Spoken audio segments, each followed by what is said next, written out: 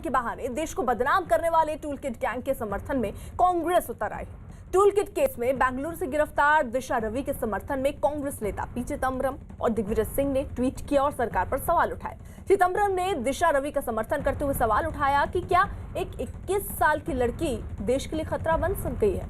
Toolkit मामले में 4 फरवरी को पुलिस ने एफआईआर दर्ज की थी, जिसके बाद से ही पुलिस की जांच जारी है। और इसी सिलसिले में और इसी बीच देखिए बड़ी खबर, फेसबुक और व्हाट्सएप को नोटिस, सुप्रीम कोर्ट का ये नोटिस फेसबुक और व्हाट्सएप को मिला है।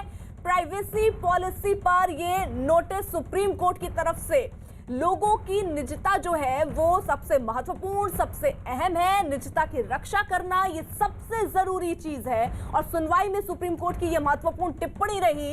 याचिका में डेटा लीक का आरोप एक लगाया गया था। दरअसल एक याचिका दाखिल की गई थी जिसमें यह कहा गया कि फेसबुक और व्हाट्सएप पर जो डेटा है वो चोरी हो रहा है, जिसको लेकर सुप्रीम कोर्ट ने फेसबुक और व्हाट्सएप को लेकर ये टिप्पणी की कि सबसे जरूरी है निजता के अधिकार की रक्षा। प्राइवेसी पॉलिसी पर यह नोटिस भी फेसबुक और व्हाट्सएप को दी गई। लोगों की निजता सबसे अहम, ये टिप्पणी सुप्रीम कोर्ट ने की। साथ ही साथ कहा निजता की रक्षा जरूरी है।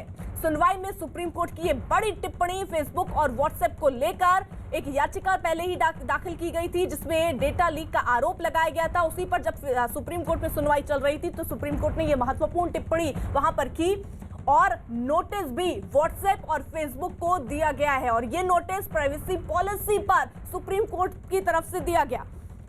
एहतशाम खान हमारे साथ, हमारे सहयोगी जुड़ चुके हैं और अपडेट के साथ। एहतशाम, देखिए, ये जो याचिका आई थी उसमें ये कहा जा रहा है याचिकाकर्ता की तरफ से कि फेसबुक और व्हाट्सएप जो है वो भारत के लिए अलग मापदंड, अलग नियम अपनाते हैं निजता को लेकर, जबकि यूरोप में बिल्कुल अलग है। तो ये इस तरह का डिस्क्रिमिनेशन नहीं हो सकता। और सुप्रीम कोर्ट ने भी सारी दलीलों को सुनने के बाद काफ़ी चिंता जताई और कहा कि हम भी अखबार पढ़ते हैं और टीवी देखते हैं और लोगों में इस बात का डर है, ये एक खदशा है कि जो उनका डेटा है वो कहीं और लीक हो सकता है, दूसरे कंपनियों को बेचा जा रहा है, इस तरह की खबरें आ रही हैं। तो सुप्रीम कोर्ट ने कहा कि लोगों की जो निजता है वो सबसे सर्वोपरि है और उसकी सुरक्षा करना हमारा कर्तव्य है। इसलिए सुप्रीम कोर्ट ने दोनों कंपनीज को नोटिस जारी किया है और 4 हफ्तों में जवाब मांगा है कि उनकी जो निजता की नई पॉलिसी आई है उसमें क्या है, किस तरह से लोगों को सुरक्षा दी जाएगी उनके डेटा की। ये सारी बातें कोर्ट के सामने अब इन दोनों कंपनियों को रखना पड़ेगा। जी ठीक है एहतशाम, आप नजर बनाए रखिए।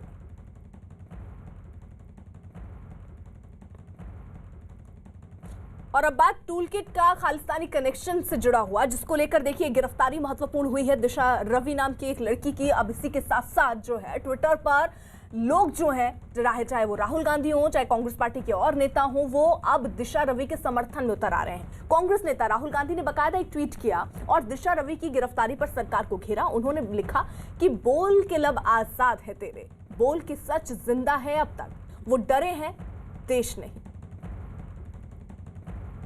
वहीं कांग्रेस महासचिव प्रियंका गांधी भी दिशा के समर्थन में उतरी। उन्होंने भी ट्वीट करके लिखा कि डराते हैं बंदूक वाले एक निहत्ती लड़की से, फैले हैं हिम्मत के उजाले एक निहत्ती लड़की से।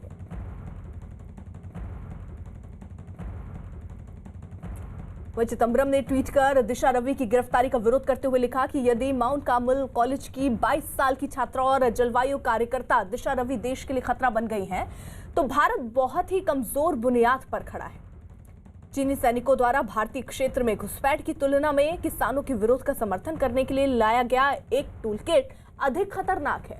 भारत बेतुका रंगमंच बन रहा है और ये दुखद है कि दिल्ली पुलिस उत्पीड़कों का औजार बन गई है। उन्होंने लिखा कि वो दिशा रवि की गिरफ्तारी की कड़ी निंदा करते हैं और सभी छात्रों और युवाओं से आग्रह करते हैं कि वो निरंकुश शासन के खिलाफ आवाज उठाएं। यही नहीं, कांग्रेस नेता दिग्विजय सिंह ने भी एक ट्वीट किया और लिखा कि 21 साल की दिशा रवि कौन है जिसे ग्रेटा थनबर्ग के टूलकिट को शेयर करने पर गिरफ्तार किया गया। ये शर्मनाक है कि एक पर्यावरण कार्यकर्ता जो जलवायु परिवर्तन पर चिंता जताती है उस पर गलत आरोपों में केस चला रहे हैं।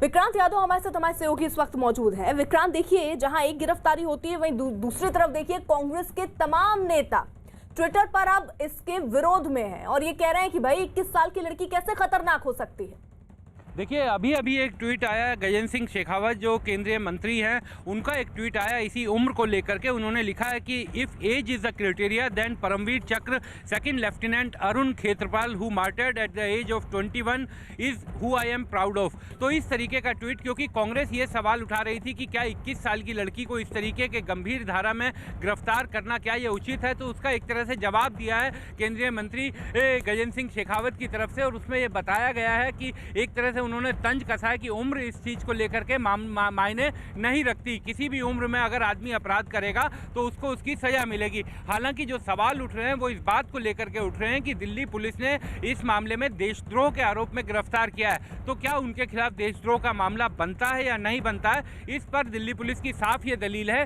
कि हमने जो गिरफ्तारी की है वो देशद्रोह के आरोप में की है और अदालत में उन्हें पेश किया था। अदालत जब पूरी तरीके से संतुष्ट हो गई तभी रिमांड मिला और रिमांड पर अभी उनसे पूछताछ कर रही है। और 5 दिनों बाद जब रिमांड खत्म हो जाएगा तो अदालत को ये बताना पड़ेगा पुलिस को भी कि उसने अपनी जांच में अब तक क्या क्या पाया। तो तब तक के लिए विवाद उठाना निरर्थक है। अगर कुछ गलत बात होगी तो वो अदालत में सामने आ जाएगी। ये दलील है पुलिस की तरफ से, बीजेपी की तरफ से। और उनका ये भी कहना है कि कांग्रेस चूंकि किसान आंदोलन को राजनीतिक फायदे के तौर पर देख रही थी, इसलिए वो इस गिरफ्तारी को किसान आंदोलन से जोड़ रही है। जबकि ये गिरफ्तारी केवल किसान आंदोलन के मामले में नहीं है, बल्कि जो एक विदेशी सरजमी के साथ मिल करके जो साजिश रची गई थी वहां पर बैठे हुए कुछ लोगों के साथ मिलकर ये उस आपराधिक मामले में एफआईआर दर्ज की गई है। और देखिए, ट्विटर पर ट्वीट्स का सिलसिला थम नहीं रहा है। दिल्ली के मुख्यमंत्री अरविंद केजरीवाल ने भी दिशा के समर्थन में ट्वीट किया और लिखा कि 21 साल की दिशा रवि की गिरफ्तारी लोकतंत्र पर हमला है। अपने किसानों का समर्थन करना अपराध नहीं है।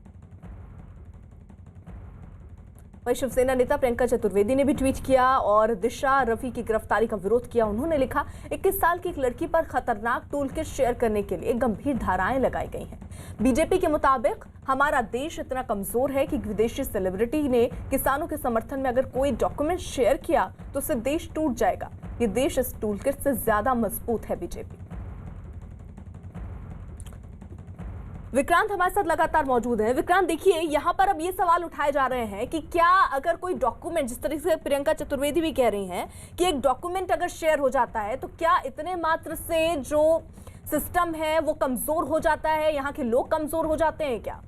देखिए, उसी चीज़ को लेकर के सवाल है और दिल्ली पुलिस की साफ इस मामले में दलील है कि वो जो अपनी जांच कर रही है वो क्रिमिनल एक्ट जो हुआ है, जो क्रिमिनल एक्ट किया गया है कुछ लोगों के साथ मिल करके, और उसमें दिशा रवि की भी भूमिका साफ सामने आई है। उनका ये साफ कहना है कि ये लोग बाकायदा पहले से एक दूसरे के संपर्क में थे और जिस तरीके से ये पूरा घटनाक्रम हुआ, जो पूरा टूलकिट सामने आया, उससे ये साफ होता है कि सिर्फ किसान आंदोलन नहीं बल्कि उससे कहीं आगे की रणनीति थी और देश में एक तरह से अनरेस्ट फैलाने की कोशिश थी।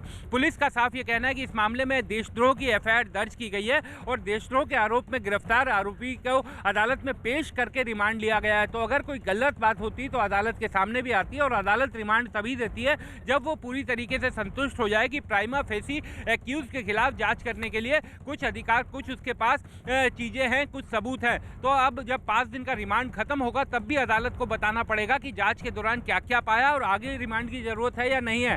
तो एक तरह से बीजेपी और पुलिस का ये कहना है कि इस मामले को फिलहाल अदालत के विवेक पर छोड़ा जाना चाहिए और इस मामले में जो राजनीतिक बयानबाजी हो रही है उस पर रोक लगाई जानी चाहिए, क्योंकि ये मामला किसान आंदोलन के विरोध का नहीं है बल्कि एक आपराधिक कृत्य जिसमें देशद्रोह के मामले में एफआईआर दर्ज की गई है, उसमें ये कार्रवाई की गई है।